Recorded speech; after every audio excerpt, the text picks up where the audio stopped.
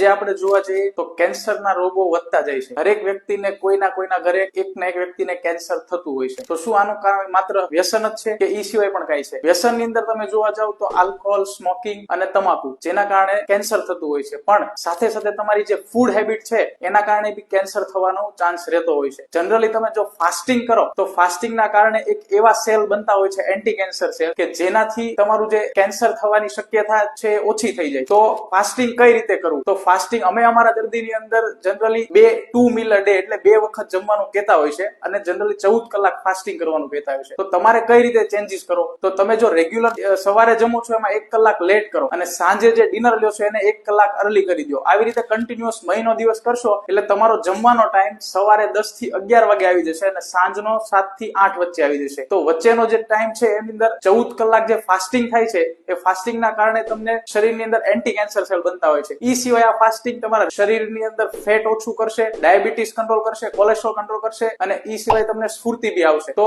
જરૂર આ fasting follow કરો.